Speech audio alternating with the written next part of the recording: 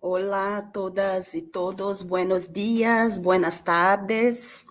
Soy Janine Coutinho, eu trabalho el Instituto Brasileño de Defesa del Consumidor, que integra el COLANSA. Para quem não conhece, COLANSA é uma rede de profissionais e organizações que trabalham em um ambiente colaborativo para contribuir ao desenvolvimento de sistemas alimentários saudáveis, sustentáveis e equitativos, además de melhorar a nutrição e a saúde da população de Latinoamérica e do Caribe. Estamos hoje muito felizes de ter a oportunidade de fazer uma discussão sobre a importância de los entornos alimentários para a prevenção da obesidade infantil em Latinoamérica. Os entornos alimentares contribuem muito a las dietas pouco saudáveis em los niños, portanto, ao aumento da taxa de obesidade. Para essa discussão, teremos coautores de um suplemento especial sobre o tema, apresentando algumas soluções relacionadas com o entorno alimentar para prevenir a obesidade. Nossa agenda hoje está organizada em 3 sessões. Uma primeira sessão sobre a apresentação das pesquisas e investigações. Apresentações de Carolina Bastis, que é uma coautora do suplemento, é investigadora do Instituto Nacional de Saúde Pública de México e apresentará uma introdução do suplemento e também uma apresentação sobre os preços de alimentos e obesidade. Depois, Melissa Jensen, que é investigadora em nível de pós-doutorado da Universidade de Connecticut e falará sobre a promoção de alimentos e obesidade infantil.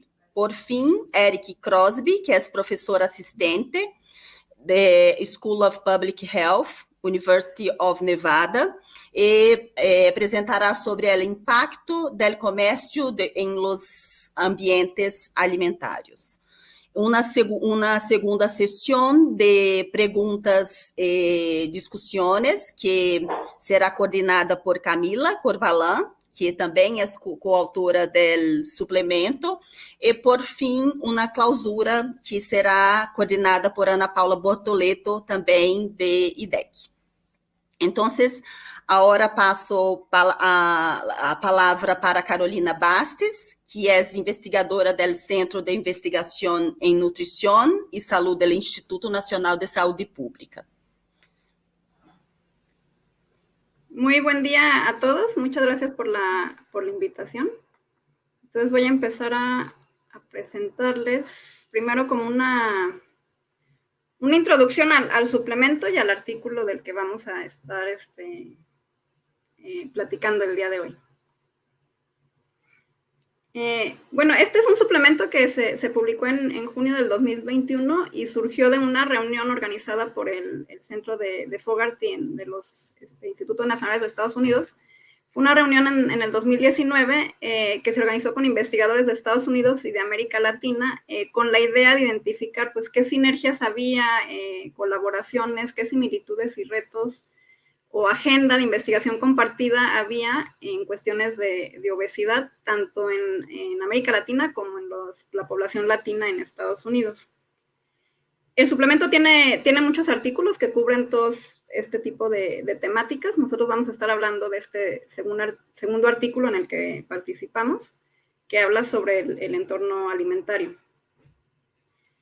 El objetivo de este artículo fue hacer una revisión del entorno alimentario siguiendo la propuesta del marco que propone la red de Informas, con la idea, bueno, de ver qué evidencia teníamos sobre el entorno alimentario de diferentes componentes, tanto en Estados Unidos, en población latina, como en América Latina, entender qué soluciones se han propuesto o se han probado para estos comportamientos, ambiente alimentario, y también identificar la agenda de investigación.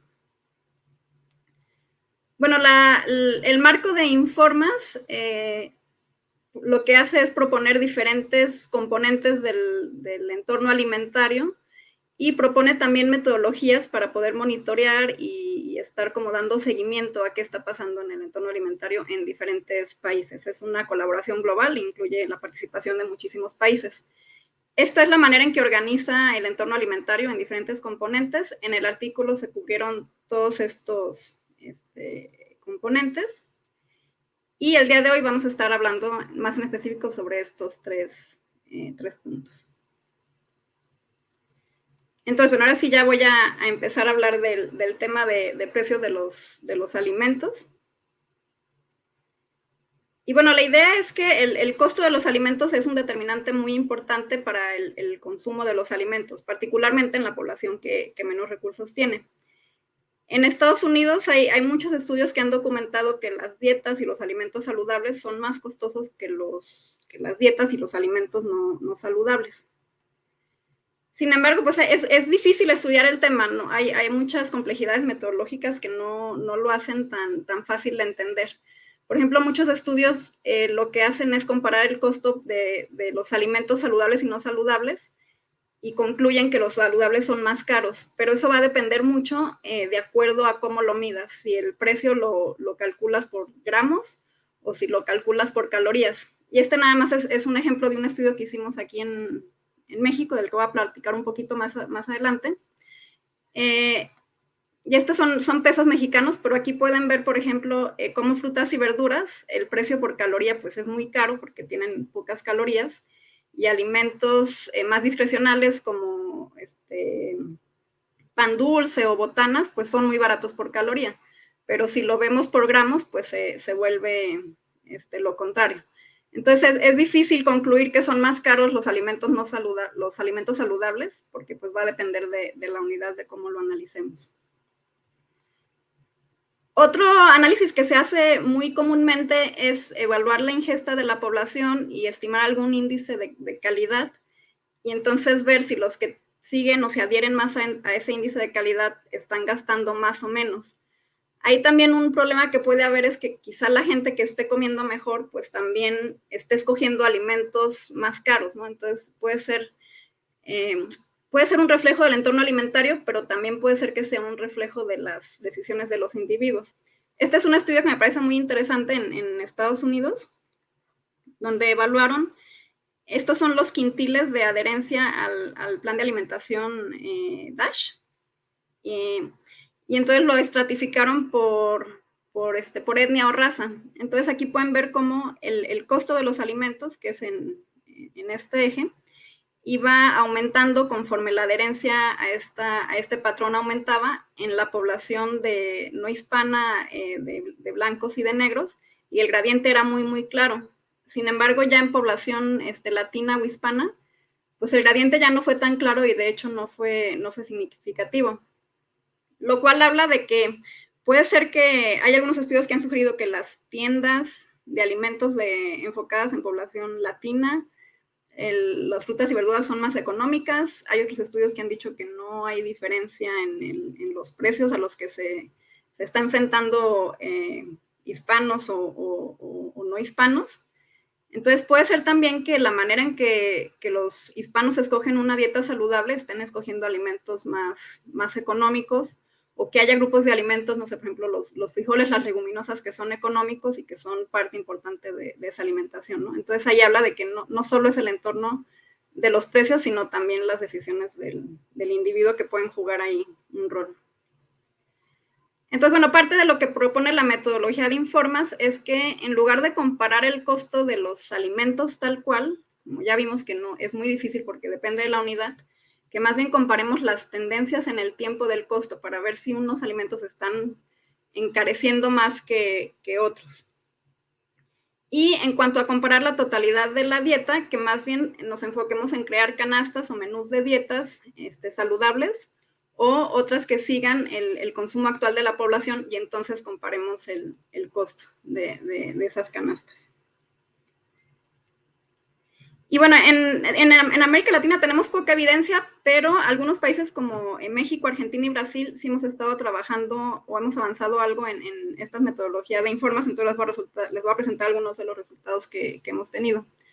Por ejemplo, lo realizamos en México, agrupamos los alimentos, primero fue una agrupación como saludable y no saludable, y también lo hicimos por nivel de procesamiento. Y entonces justo nos enfocamos en ver las tendencias en el tiempo, ¿no? Este es el cambio que vimos por año de precio en un periodo de 2011 a 2018. Y lo que encontramos en México fue que los alimentos no saludables estaban aumentando un poco más de precio, al igual las bebidas, en comparación con los alimentos saludables. Esto puede deberse un poco al impuesto que empezó en el 2014. Es muy ligero, aquí pueden ver un poco lo que subió, fue muy poco, pero bueno, ahí se detecta un poco el efecto del impuesto. Y por nivel de procesamiento, pues vimos que los mínimamente procesados, el cambio que tenían al año era muy parecido al de los ultraprocesados, entonces ahí no vimos gran diferencia. Pero, por ejemplo, en Brasil, lo hicieron desde el 95 hasta el 2017 y luego hicieron una proyección a 2030 y vieron que estos de rojo son los ultraprocesados. Vieron que el precio estaba bajando y de acuerdo a su proyección, si seguía esa tendencia, pues iba a llegar a un punto donde se hicieran más económicos que los mínimamente procesados que están acá en color verde, ¿no? Entonces, en Brasil.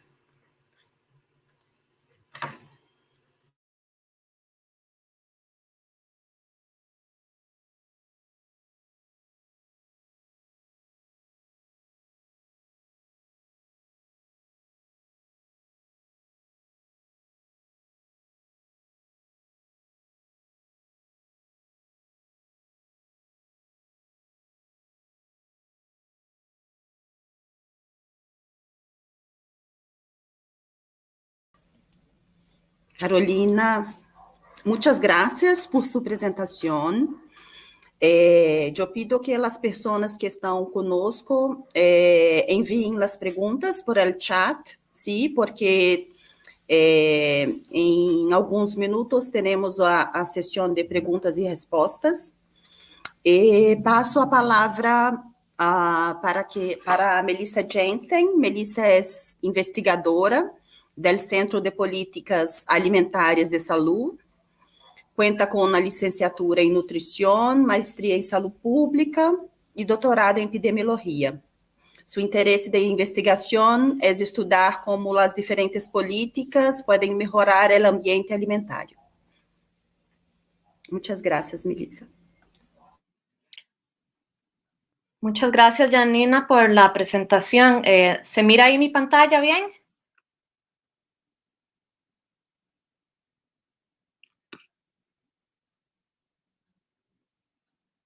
Ok, listo. Bien, como comentaba Carolina, hoy el marketing de los alimentos es uno de esos entornos alimentarios que nos interesa dentro del marco de Informas. Entonces, tal vez como antecedente, ¿verdad? Comentar que, bueno, el mercado de los alimentos lo definimos como cualquier forma de comunicación comercial diseñada para aumentar el reconocimiento, atracción y consumo de productos. Y entonces las compañías hacen uso de una variedad de técnicas dentro del marketing para atraer a su audiencia, incluyendo acá lo que es el marketing en puntos de venta, la publicidad, el sponsorship, el mercadeo directo y el diseño de productos y de sus empaques. Entonces, sabemos a nivel global que los niños y adolescentes están expuestos a altos niveles de marketing y que este marketing tiende a ser de productos altos en grasa saturada, sodio y azúcar. Esta fue una revisión que salió hace un par de años donde se comparó el nivel de exposición de los niños a publicidad y marketing en 22 países. Y en América Latina, bueno, tenemos esta revisión que se hizo de artículos entre el año 2000 y 2007. Ellos buscaban documentar la evidencia de marketing de ultraprocesados, específicamente en la región de América Latina. Y lo que se encontró fue igualmente la tendencia mundial, una alta prevalencia de publicidad de alimentos con pobre valor nutritivo. La publicidad para alimentos no procesados o mínimamente procesados, por ejemplo, frutas y vegetales, casi nula. Y de manera interesante no se encontraron en ese momento estudios sobre marketing digital en la región y de esto vamos a hablar un poquito más adelante. Entonces, esto es importante porque tenemos vasta evidencia de los efectos que tiene el marketing de alimentos en las diferentes esferas, ¿verdad?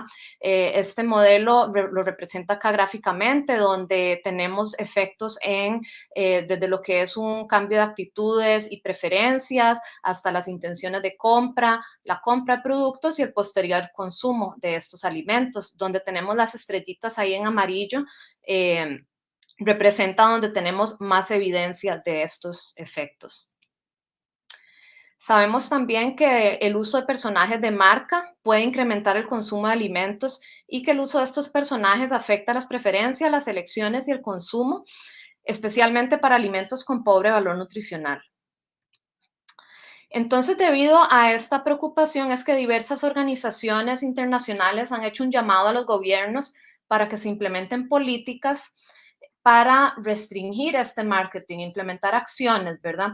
Y como podemos ver en este mapa, sin embargo, la gran mayoría de estas iniciativas han sido lideradas por lo que es la industria, que sería lo que acá tenemos en color anaranjado. Y lo que llamamos regulaciones estatutorias, que son aquellas de acatamiento obligatorio implementadas por el gobierno de un país, son mucho menos frecuentes.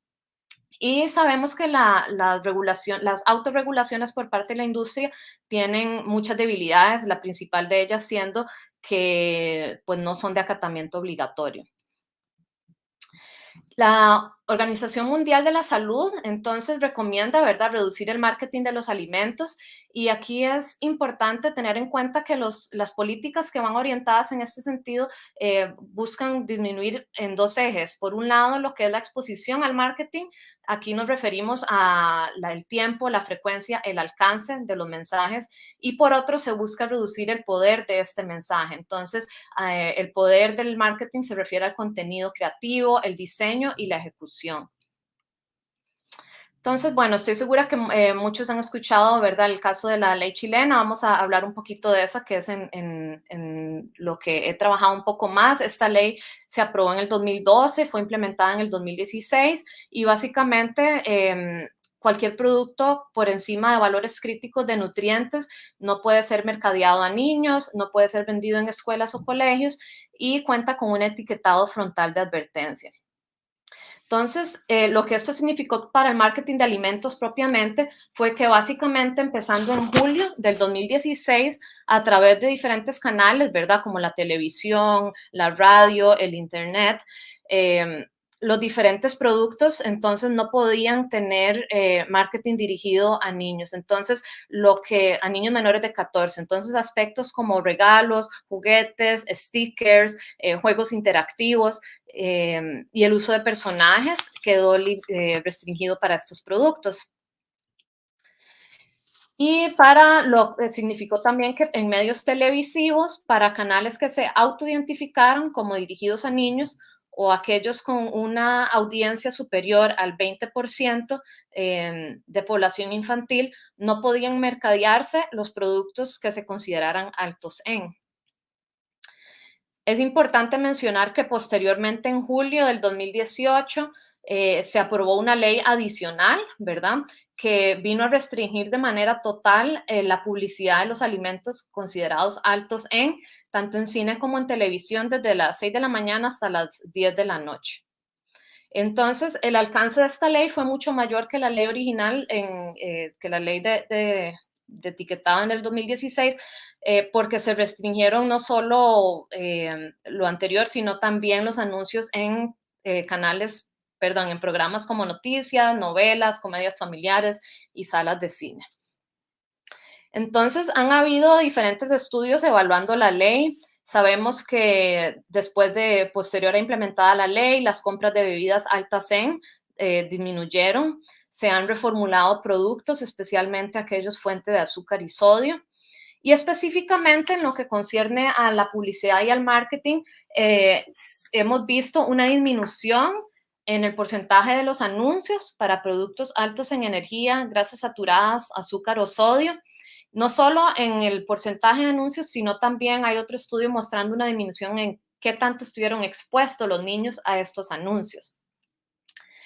Y parte de mi disertación doctoral buscaba evaluar el rol que tenía la publicidad en el cambio visto en dieta. Entonces, lo que vimos básicamente fue que la implementación de la ley estuvo asociada tanto a disminuciones en la publicidad como a disminuciones en el consumo de productos altos en. Sin embargo, el porcentaje de esa disminución que estuvo mediado por la publicidad fue baja.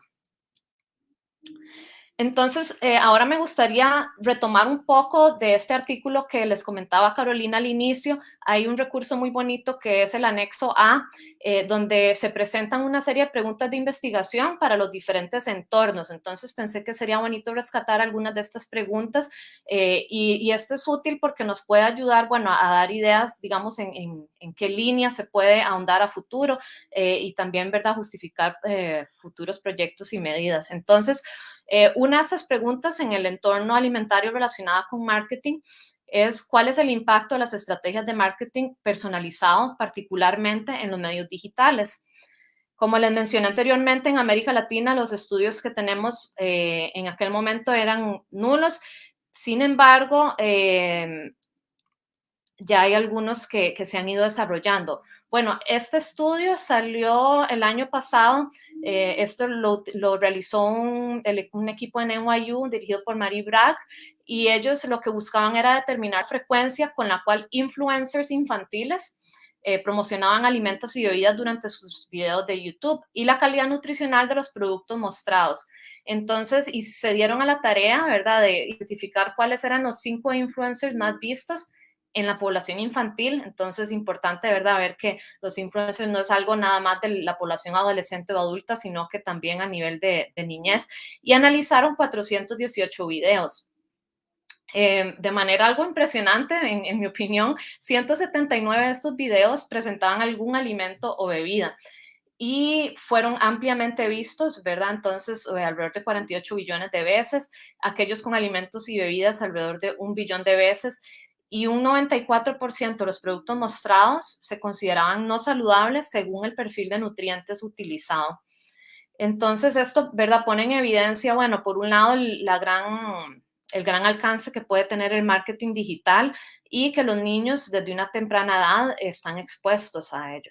Aquí vemos, por ejemplo, un pantallazo de algunos de los videos que ellos encontraron en el estudio. Uno de los influencers, Brian, ¿verdad?, promocionando, jugando con diferentes productos, ¿verdad?, patrocinados por McDonald's, cereales azucarados tipo Fruit Loops, bebidas azucaradas, etcétera.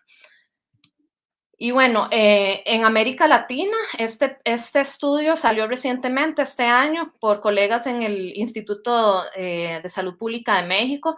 Según mi conocimiento, es de los primeros que tenemos en torno a marketing digital, ¿verdad?, en nuestra región, y buscaban identificar características, el uso de técnicas persuasivas, la calidad nutricional de productos en el marketing digital en México. Revisaron las páginas de Facebook, Twitter y YouTube de diferentes productos, y estos productos los seleccionaron con una serie de pasos múltiples. Y bueno, lo que encontraron, ¿verdad?, fue que bebidas azucaradas fueron los productos con mayor número de seguidores en Facebook y Twitter, y un gran uso de técnicas persuasivas, tales como el uso de personajes, incentivos y técnicas digitales. Otra de las preguntas, bueno, acá otras preguntas, ¿verdad?, las implicaciones transfronterizas de las políticas de marketing implementadas en un país. Entonces, ¿qué efecto tienen sobre otros países que carecen de esas regulaciones? También el preguntarnos cómo ha respondido la industria a estas políticas, qué estrategia usa para evitar o rechazar nuevas políticas, y hasta qué punto se aplican y supervisan las políticas de marketing existentes. Entonces, aquí sí me gustaría mencionar que esta última pregunta considero que es muy importante, porque muchas veces pasamos, ¿verdad?, por todo el trabajo de diseñar una política, de hacerle abogacía, de hacerle incidencia para que se llegue a implementar, y posteriormente, ¿verdad?, lo que es la supervisión y el ver si realmente se está aplicando en el campo es difícil, ¿verdad? Entonces, esa también es una pregunta de interés. Y bueno, ya para ir terminando, no querías aprovechar la oportunidad de compartirles un poquito el trabajo que hace aquí el Rudd Center en torno a este tema. Entonces, esto fue un reporte que publicamos en junio de este año, que estaba evaluando el gasto en publicidad que realizan las empresas de comidas rápidas específicamente. Entonces, se compararon datos del 2019 con datos del 2012, que fue la última vez que tuvimos acceso a esta información. Y como podemos ver en este gráfico, la gran cantidad de gasto en publicidad aún es en medios televisivos. Entonces, a pesar de que de manera creciente la población está haciendo uso de otras pantallas, tales como tablets, teléfonos de smartphone, y que estos son medios también por los cuales, ¿verdad?, hay publicidad, las empresas aún gastan una gran cantidad en televisión.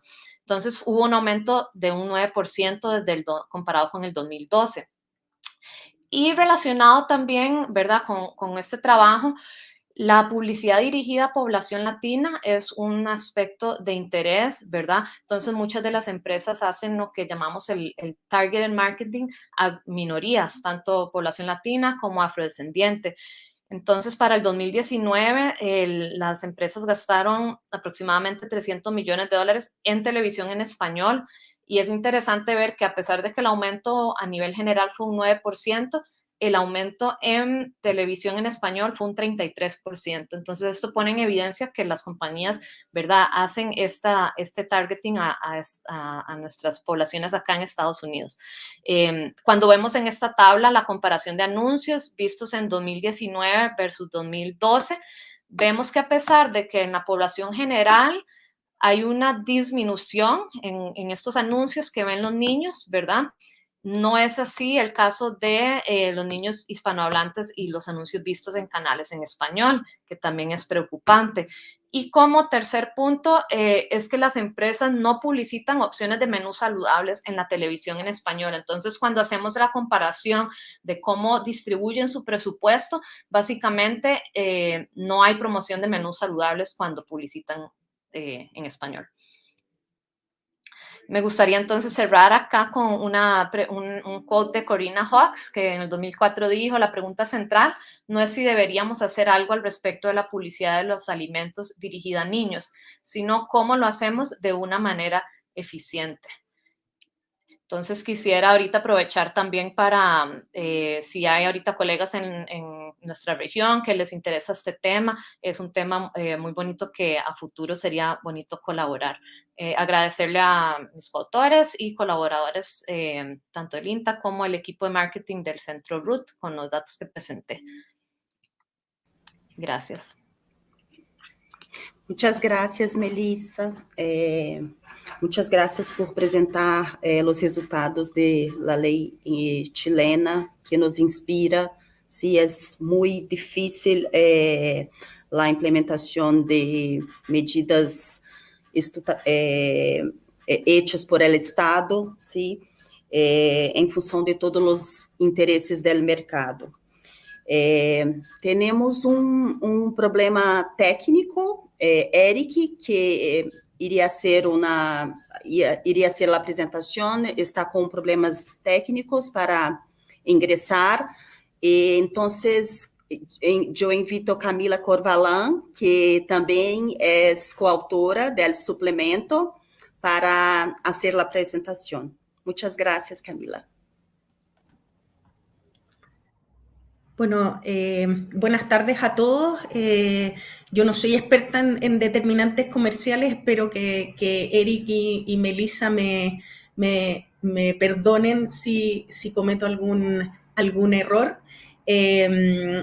pero vamos a presentar. Entonces, como comentaban Caro, en un inicio, la idea fue organizar los diferentes aspectos del entorno alimentario y ir describiendo qué es lo que ocurría en relación a cada uno de ellos en nuestra región. Y uno de los aspectos que nos parecía más relevante de analizar o en el fondo presentar en el artículo tenía que ver con los determinantes comerciales. Siguiente.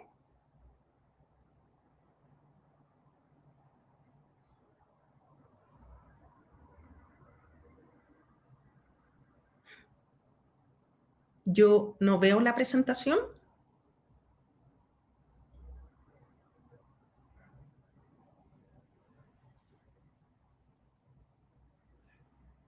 Ahí sí. Siguiente. Entonces, un poco partir comentando de que en el momento en que ocurre la liberalización comercial, que básicamente es que se eliminan las barreras comerciales para que haya un intercambio de productos tanto desde los países y hacia los países, lo que ocurre es que se genera una apertura de los mercados para que haya inversión a partir de la industria alimentaria. Y si bien, si revisamos la literatura en relación a cuál era el objetivo original de la liberalización comercial, y se suponía que habrían una serie de beneficios en tanto salud y bienestar de las poblaciones, lo que hemos visto progresivamente es que hay aspectos negativos como la publicidad, la promoción, el patrocinio de alimentos poco saludables, algo que mencionaba Melissa, que han ido aumentando proporcionalmente en la medida que se liberalizan estas fronteras y en el fondo no ponemos restricciones a lo que ocurre cuando se genera ese intercambio comercial. Siguiente. Siguiente. Entonces, utilizamos un ejemplo que tiene que ver con una política que se ha mencionado, ha sido bastante extendida en nuestra región. Se refiere a la utilización del etiquetado frontal de alimentos como una estrategia para proveer información nutricional simplificada a los consumidores. La Organización Mundial de la Salud dice que esta es una política que permite promover el conocimiento y mejorar de esta forma las elecciones que hacen los consumidores. Pero en el caso de nuestra región se planteó adicionalmente que el objetivo era específicamente reducir el consumo de ciertos alimentos, los así llamados alimentos ultraprocesados, que sabemos que son los responsables de la principal carga de enfermedad en nuestra región. Entonces, teníamos este desafío de movernos de estos etiquetados tipo el Healthy Star Rating o el semáforo a un etiquetado que fuese capaz de informar al consumidor de que ese alimento tenía un exceso de nutrientes que no queremos promover el consumo en la población una de las estrategias fue utilizar estos sellos de advertencia que originalmente partieron implementados en Chile. Por supuesto, si se dan cuenta, en el momento en que nosotros pasamos de tener un etiquetado que es más bien neutro, que informa de la calidad promedio de un alimento, a un etiquetado que por primera vez alerta al consumidor y le dice no coma tanto de esto, en vez de promover su consumo, entonces se genera una alerta a nivel de la industria alimentaria y de lo que esto puede significar en términos de las ventas concretamente de estos productos. Siguiente. Y lo que hemos visto es que este etiquetado frontal de tipo advertencia, que como decíamos originalmente surge con este espacio rojo del semáforo de advertencia, pero que después adquiere un sello propio, como es el etiquetado de advertencia chileno, este signo pare negro, se ha ido extendiendo por nuestra región, no sin una respuesta asociada a partir de la industria que efectivamente visualiza sus mercados como una gran sección territorial en las cuales se pueden expender productos. Siguiente.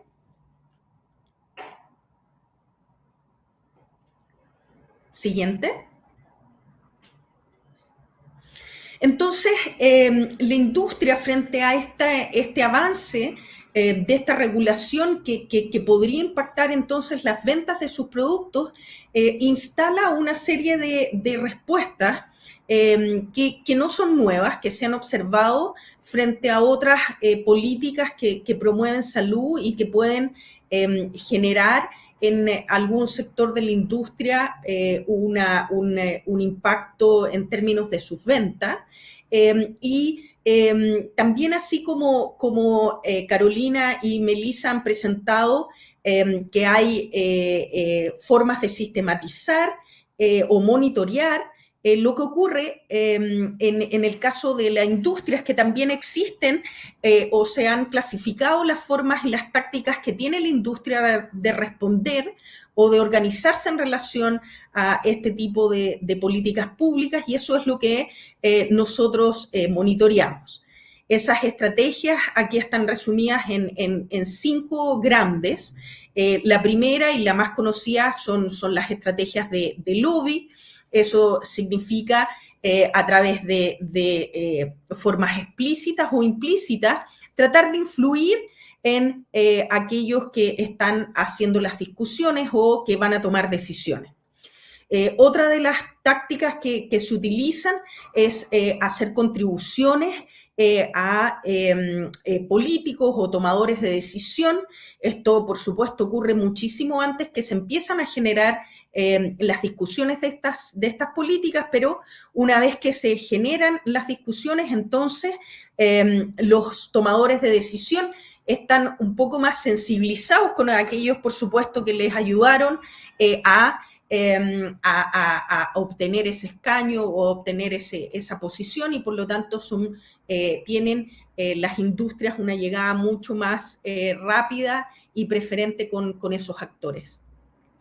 La industria también sabemos que puede financiar grupos que se organizan y que toman un rol importante en términos de estas discusiones y representan ciertas posiciones frente a la opinión pública y de alguna forma entonces generan una serie de discusiones y de discursos en la opinión pública en relación a las políticas que se están haciendo.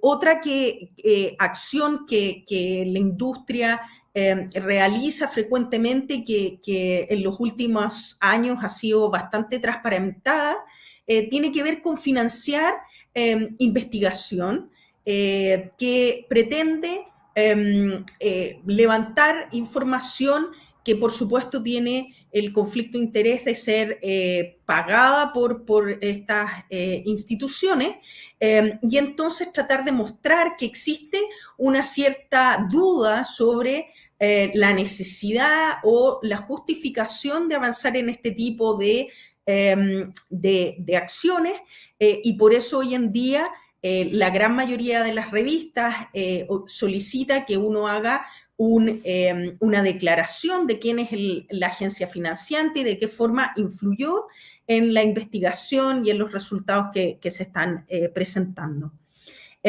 Finalmente, la industria también tiene como estrategia el acudir a organismos legales, nacionales e internacionales, y entonces promover desde ahí la detención de estas políticas porque irían en contra de las regulaciones, porque transgredirían algunas de las normas existentes, tanto a nivel internacional como a nivel local. Siguiente. Entonces, hay ya experiencia, como les comentaba, con otros casos de política pública en las cuales se ha podido documentar la forma en que ha reaccionado la industria, que nos sirven de alguna forma para poder también entender cuáles son estas tácticas y cuáles son también entonces las formas de mejor responder y efectivamente poder avanzar en aquellas políticas que promueven mejor salud y en este caso alimentación de nuestra región. Aquí estamos mostrando El caso de Uruguay en el control de tabaco se produjo, siguiente,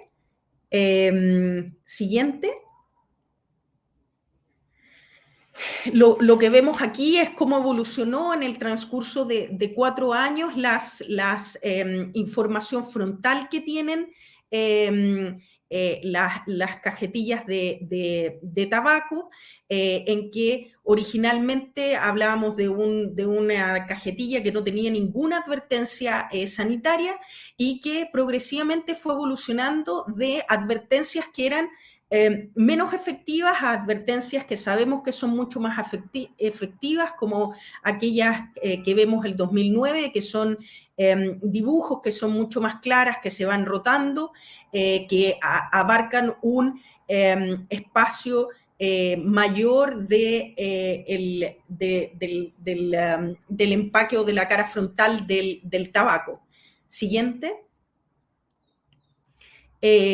Siguiente. Al igual que lo que hemos estado viendo en el caso del etiquetado de alimentos, cuando empieza la implementación de esta política en Uruguay, que como hemos dicho es muy exitosa y es utilizada como un caso a nivel internacional, Philip Morris, que es la principal productora de tabaco, temiendo que esta política se extendiera por nuestra región, generó una serie de acciones legales amparándose en tratados internacionales de protección del comercio. Siguiente. Y efectivamente lo que vemos es que a nivel regional lo que logra Uruguay es defender su regulación de etiquetado frontal del tabaco. De hecho, Philip Morris tuvo que indemnizar al país y tal cual ellos lo temían, dada la estructura que tenemos regional, este etiquetado se ha extendido progresivamente por diferentes países y hoy vemos este tipo de señalética en la gran mayoría de los países. Siguiente. Por lo tanto, este escenario que planteamos en relación al etiquetado de advertencia de los alimentos, en el que originalmente hemos visto cierta resistencia y progresivamente vemos que va ganando espacio en el resto de la región, tenemos experiencias previas en otros, con otras patologías o con otras desafíos de salud pública de los cuales podemos efectivamente aprender y tratar de avanzar y responder. Siguiente. Entonces, como comentábamos, aquí no existe un Philip Morris. En el caso de la industria de alimentos, hablamos de grandes corporaciones representadas por una serie de industrias. Hay un mapeo bien interesante de cuáles son estas grandes industrias y son las que dan cuenta del consumo de alimentos poco saludables en toda la región.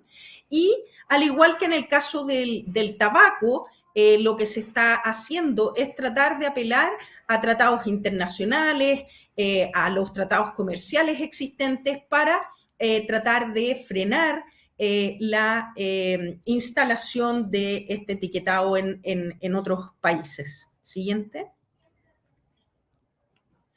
En estas litigaciones, tanto nacionales como internacionales, los gobiernos de Chile y México se han mantenido bastante firmes, han hecho prevalecer el criterio de la defensa de salud en estas litigaciones y eso ha permitido que se avance mostrando entonces que si ponemos el derecho a la salud y a la alimentación saludable como un derecho fundamental, entonces existe la posibilidad políticamente de avanzar con este tipo de regulaciones. Siguiente.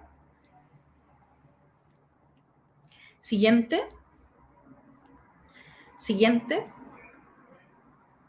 Un poco aquí mostramos algunas de los argumentos que se han utilizado en este proceso, argumentos que se han presentado tanto en la Organización Mundial del Comercio como frente a Codex o en estos tratados comerciales, y mostramos que para cada uno de estos argumentos existen respuestas y análisis potenciales que nos permiten dar cuenta de los argumentos que se presentan y que permiten avanzar entonces en la implementación de estas políticas. Y de hecho, justamente Colanza va a estar trabajando en algunos fact sheets de determinantes comerciales y el tipo de respuesta con los cuales debemos trabajar para poder ir avanzando en la promoción de regulaciones de entornos alimentarios. Siguiente.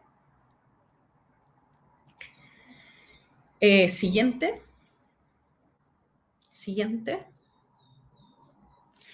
Entonces, un poco para cerrar, cuando enfrentamos regulaciones de entornos alimentarios que amenazan los intereses comerciales de las industrias, lo que nosotros probablemente vamos a enfrentar siempre son amenazas de la industria en general, amparadas por las regulaciones, tanto nacionales como internacionales.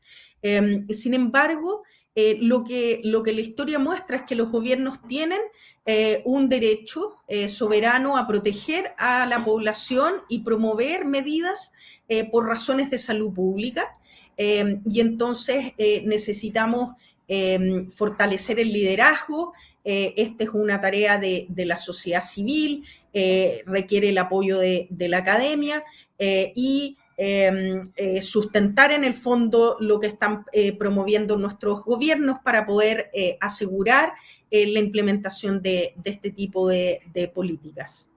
Siguiente.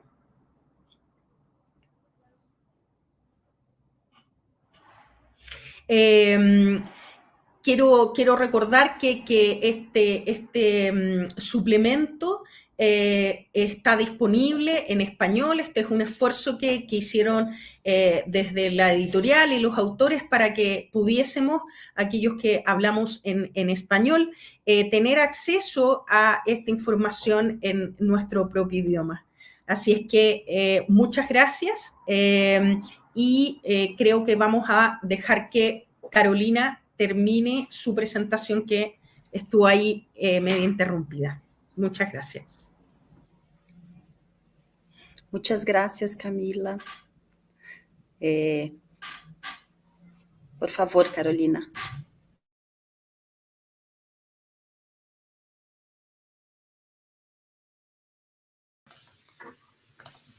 Sí, muchas gracias y una disculpa por la interrupción. Me voy a regresar una diapositiva para retomar donde estábamos.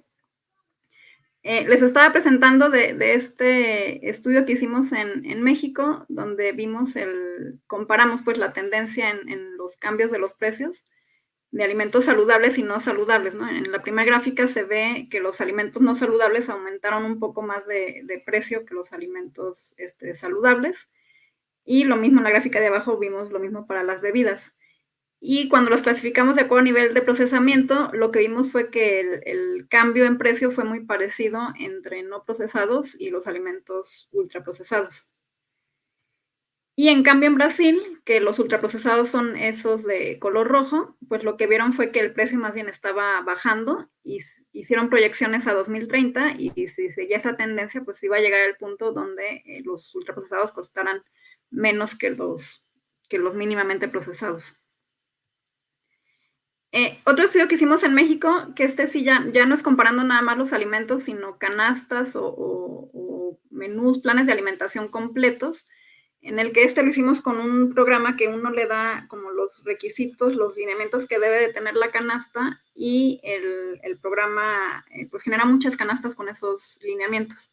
Entonces generamos canastas de acuerdo a la alimentación actual de la población, luego canastas de acuerdo a las guías de alimentación mexicanas actuales, y también generamos canastas de acuerdo a lo que propone Eat Lancet, ¿no? De estas dieta saludable y sostenible.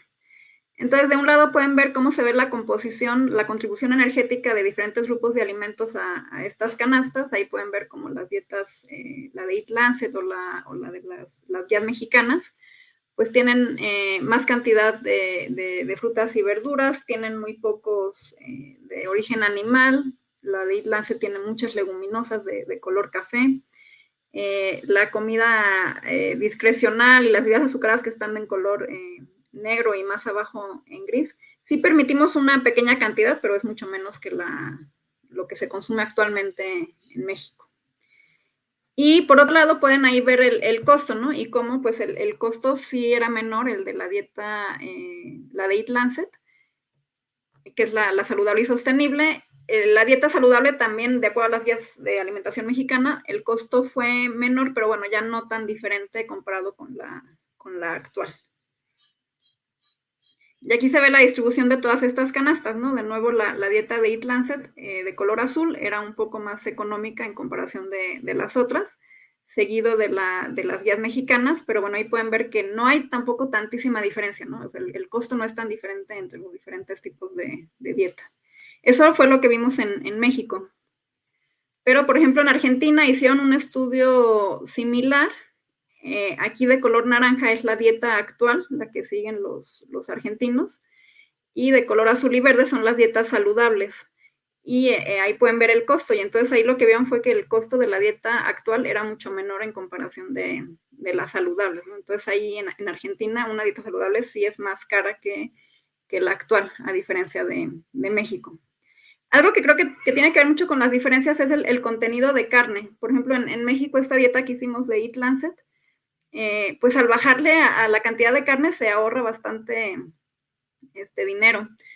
También todos los alimentos como discrecionales, que son como comida chatarra, ultraprocesada, no son tan económicos en México, entonces también al bajarle ahí también se ahorra una buena cantidad. Y en Argentina la dieta saludable en cantidad de carne era un tanto parecida a la dieta actual. No hicieron esta dieta como sustentable, ¿no? Solo probaron una saludable de acuerdo a sus guías de alimentación del momento. Entonces, bueno, esta es la evidencia que tenemos en cuanto a costos en América Latina. Falta mucha más estudios. Como pueden ver, está un tanto controvertido o contradictorio lo que sale en un país, lo que sale en otro, entonces falta mucho más que hacerse. Ahora, ¿qué podemos hacer para mejorar el entorno alimentario en cuanto a precios? Y aquí me es muy importante recalcar que yo creo que aún en casos como en México, donde a lo mejor una dieta saludable es más económica o parecida en precio a una dieta no saludable, aún ahí los impuestos pueden ayudar muchísimo. Y justo por esto que hemos comentado, ¿no? Tenemos, no solo es el precio lo que va a determinar la alimentación, ¿no? Tenemos también la cuestión del acceso, de la publicidad, de los tratados, o sea, todo lo que se ha comentado, que sigue favoreciendo el consumo de alimentos no saludables. Entonces, aunque el costo no lo esté favoreciendo, que es lo que hemos visto hasta ahora en México, aún así los impuestos pueden ayudar a balancear pues todos estos otros factores que sí tienen en contra una alimentación saludable. México fue de los primeros países en poner impuestos a alimentos y bebidas no saludables. Y bueno, ya aquí está un mapa mostrando dónde también ya también hay impuestos en diferentes estados o ciudades de Estados Unidos y países en América Latina. Y la evidencia hasta el momento es que funcionan bastante bien. Por ejemplo, en México un impuesto a las bebidas de 10% aproximadamente se vio que reduce un 7% el consumo. Igual para los alimentos no básicos. Yo sobre todo he estado participando en la evaluación del impuesto a los alimentos. Por ejemplo, yo esperaba que a lo mejor no hubiera tanto cambio porque no hubo tanta discusión, ¿no? El público no estaba tan enterado de que iba a haber un impuesto a los alimentos. La discusión siempre fue en torno a las bebidas. Y aún así vemos que sí se refleja el cambio en el consumo. Un impuesto de 8% se vio igual reflejado en una disminución de 6-7% en el consumo. Entonces creo que el efecto del impuesto es muy, muy claro cómo puede ayudar a que se disminuya el consumo. También hay que recalcar que va a ser en relación al impuesto, ¿no? A veces se ataca de que no funciona un impuesto de 10% porque sigue habiendo consumo, pero bueno, es que no va a dejar de haber consumo por un impuesto de 10%, ¿no? O sea, va bajando muy poco a poco, entonces también hay la insistencia en que los impuestos se vayan fortaleciendo con el tiempo y se vayan aumentando. Cosa que, por ejemplo, en México no ha pasado, ¿no? Desde el 2014 ya no se ha subido estos impuestos. Y por otro lado también están los subsidios, que también hay mucha evidencia que sugiere, sobre todo en modelajes, que si disminuyes el costo de alimentos saludables, pues va a aumentar su consumo. Sin embargo, pues aquí no tenemos evidencia empírica, ¿no? Que nos muestre cómo funciona un subsidio. Por supuesto, tiene mucho que ver con que ahí sí tiene que haber una inversión de parte del gobierno, ¿no? Contrario a los impuestos, donde más bien ahí el gobierno se ve beneficiado. Entonces, bueno, aquí nada más recalcar la agenda de investigación, pues hay mucho que hacer todavía para evaluar la relación entre el costo y la calidad nutricional de la alimentación en América Latina. Actualmente, justo de estos países que les comenté, de Argentina, Brasil y México, estamos involucrados en otro proyecto de Informas en el que vamos a continuar con estos protocolos de precios y también incluyendo indicadores de impacto ambiental. También falta tener más evaluaciones de los impuestos más a largo plazo y también el efecto en la totalidad de la dieta, porque hasta el momento estamos muy enfocados en ver los cambios en los alimentos que tienen impuesto o sus sustitutos directos. Y como les comentaba, evidencia empírica de los subsidios, pues también nos hace falta. Y también quería aprovechar el espacio para invitarlos en el SLAM. Vamos a tener un simposio justo hablando de esto, de la cuestión de los precios, donde van a estar presentando Rafael Claro y Luciana Cardonovo de Brasil y de Argentina, pues para que vean directamente de ellos el trabajo que aquí presenté un poco. Y también vamos a tocar el tema del impacto ambiental. Muchas gracias. Gracias, Carolina. Pasamos a la sesión de preguntas. Invito novamente Camila para la coordinación. Sí, gracias, Janine. Bueno, por las dificultades técnicas nos demoramos un poquito más, pero vamos a tener alrededor de 15 minutos para las preguntas, así que invitamos a quienes están escuchando por YouTube que manden también sus preguntas. Tenemos ya aquí algunas y vamos a comenzar con ellas. Y yo también, por supuesto, tengo muchas más, así que si no, podemos aquí seguir conversando. Tenemos una pregunta sobre precios.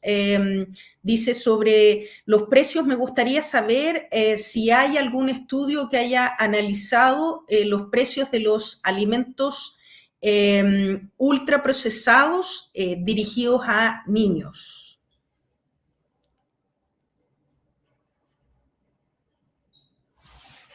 Caro, no sé si...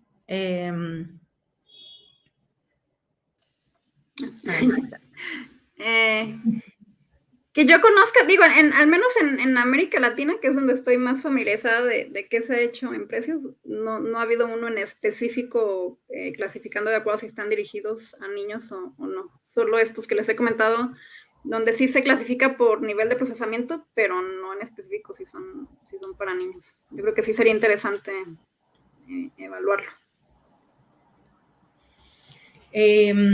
Como algo similar, y quizás aquí les podemos preguntar a Melissa y a Caro, hay una pregunta en relación a cómo ha respondido la industria en relación a la pandemia de COVID y cómo de alguna forma han modificado tanto precios y estrategias de marketing. Y quizás la pregunta dice cómo lo ven, yo voy a agregar quizás cómo lo podemos monitorear. La pregunta hace precisión en el caso de precios, habla de qué ocurre con los alimentos que se han regalado y de alguna forma cómo eso impacta la canasta. Quizás ahí, Caro, tú te puedes referir un poco a eso. Y Melissa, a mí me gustaría que comentaras también qué se sabe o cómo han respondido las industrias utilizando técnicas de marketing en relación a a COVID, quizás ahí qué es lo que han hecho. Aquí en Chile regalaron mascarillas, protectores faciales. ¿Cuáles son las implicancias que puede tener eso en el largo plazo? Sí, yo creo que son estrategias que hay que estar denunciando, ¿no? Porque las empresas lo hacen y creo que están logrando dos cosas, ¿no? Están logrando tener aprobación en la población y verse como los de buena voluntad que están apoyando en situación problemática, pero a la vez están logrando pues que el consumo de sus productos aumente. Y yo no sé si puede también tuvo que ver el que a lo mejor los productos se les estaban quedando. Creo que en el momento de la cuarentena sí bajó el consumo de muchos de estos productos, porque al no estar en contacto en la calle, que es donde se come peor y ese ambiente obesogénico, al menos en México, en ciertos estratos de la población sí vimos que la alimentación mejoró. Entonces yo creo que por ahí son cosas que hay que estar denunciando. En México, por ejemplo, vimos esto de que regalaban pizzas en los hospitales, al personal de salud. Lo de las fórmulas infantiles también fue algo que se vio mucho, el que estaban regalando. Entonces son cosas que hay que estar denunciando, ¿no? Para ahí desnudar las intenciones de la industria. Y sí, creo que es un hecho que el que te lo tengas a la mano lo vas a consumir, ¿no? Nosotros, por ejemplo, también hicimos un estudio para ver cómo estaba afectando la pandemia la calidad de la dieta de la población. Y al principio, mucha gente hizo como almacén, ¿no? Que había miedo de que fuera a haber escasez, entonces todos fuimos y compramos papel higiénico y de la mano tenían mucha comida y enlatados y entonces hicimos la pregunta de quiénes hicieron como almacén y de qué tipo de alimentos. Y los que hicieron almacén justo de alimentos discrecionales o chatarra, pues se veía reflejado en la calidad de su alimentación. Entonces, pues por supuesto que va a afectar, ¿no? Claro, sí, no, y aunado a esto que mencionas, Camila, del marketing digital y que menciona Carolina también cómo respondieron las industrias, pienso que las industrias sabían que las personas estaban pasando mucho más tiempo frente a sus pantallas, ¿verdad? Entonces no desaprovecharon la oportunidad y recuerdo haber visto varios Twitter, ¿verdad? Cadenas en Twitter que ponían en evidencia la creatividad de los diferentes anuncios, ¿verdad? De la industria, por ejemplo, mantente a X distancia, entonces rellenaban el espacio de la distancia con bolsas de Doritos, ¿verdad? O cosas así. Siento que aquí en Estados Unidos hubo también una campaña de vacunación por parte de, no sé si fue Dunkin' Donuts o Krispy Kreme, que era que te daban una dona gratis y traías tu carnet de vacunación, ¿verdad? Cosas así que, ¿verdad? Son estrategias que utilizan. En Costa Rica al menos también vimos una campaña donde el ministerio se alió como con la Coca-Cola y salió una campaña diciendo cuidémonos juntos, ¿verdad? Entonces ahí también vemos cómo las empresas buscan pues legitimizarse, ¿verdad? Pero por otro lado están aplicando estas otras estrategias para pues retrasar la creación de políticas saludables, entonces como una doble cara en ese sentido. Sí, yo suelo sumar también a esta discusión que nosotros en Chile justamente preguntamos también en estudios que tenemos como longitudinales cuánto había cambiado la percepción de ciertas industrias y escogimos un set de industrias, algunas que sabíamos que han hecho campañas, otras que no, y justamente hay segmentos de la población en las cuales hay un alza en la valoración efectivamente de las industrias que perciben que a través de estos regalos de mercadería, apoyo a pequeños empresarios, etcétera, han apoyado y por lo tanto la población lo percibe así y volvemos, no tenemos a Eric todavía, pero eso ahí aparecería dentro de las tácticas de la industria para mejorar su percepción social y entonces instalar sus mensajes en otro ámbito. Tenemos una pregunta en relación a marketing y publicidad en medios digitales, en redes sociales. Diego pregunta si es posible hacerlo, quizás cómo habría que hacerlo y si hay ejemplos en que se haya me imagino que a lo menos intentado avanzar o que se esté intentando algo. Melissa. Sí, pienso que definitivamente tenemos que hacerlo, ¿verdad? Pero la publicidad en redes sociales e internet es pues mucho más complicada, ¿verdad? Y es complicada tanto desde el punto de vista como lo evaluamos también, ¿verdad? Porque tenemos mucha evidencia en el ámbito televisivo, pero es muy sencillo evaluar en tele, ¿verdad? Grabar los anuncios que salen y todo el mundo ve lo mismo, ¿verdad? En un canal determinado.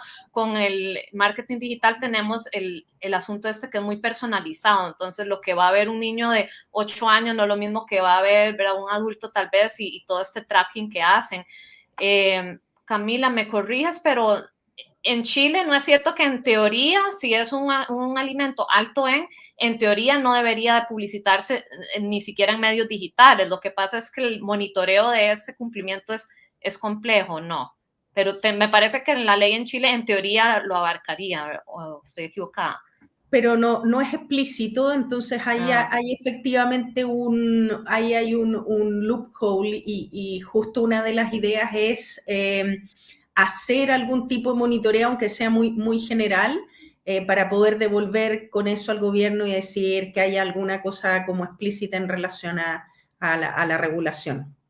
Claro, sí, y como un ejemplo, sé que el Reino Unido estaba intentando regular en esto, pero me parece que aún no lo han aprobado. Sé que hay una política de Google donde está prohibido en YouTube Kids, me parece, la publicidad, pero solamente esto abarca lo que son como espacios publicitarios propiamente. También en el espacio digital tenemos lo que son los influencers también, ¿verdad? Que entonces ya eso es como todo otro ámbito. Pero sí, creo que estamos como en pañales en la parte del marketing en medios digitales. Todavía hay mucho que hacer. Súper. Hay una pregunta que también voy a extender que tiene que ver con algo que hemos discutido harto acá en Colanza y es un desafío que es esta idea de sistemas alimentarios saludables y sostenibles. Entonces, estos mensajes en relación a nutrición y sustentabilidad. Y entonces yo le voy a hacer una pregunta a la Caro porque es un poco lo que está viendo con el estudio de las dietas. Acá se discute mucho que a veces hay objetivos que no calzan, que no necesariamente o va a haber que hacer como ciertos sacrificios y bueno, tú lo dijiste muy bien, cuando tenemos una dieta sustentable que no está basada en carne, quizás lo podemos lograr como manejar los precios si reemplazamos, pero la verdad es que para aquellos que venimos del Cono Sur, eso sería como un pecado. Yo me imagino que hay uruguayos, argentinos, brasileños. ¿Cómo desde la cosa de los incentivos, cómo ves tú que se puede transitar ese camino? Esa sería como la pregunta para la Caro o cómo lo han visualizado, lo discuten en el proyecto que tienen.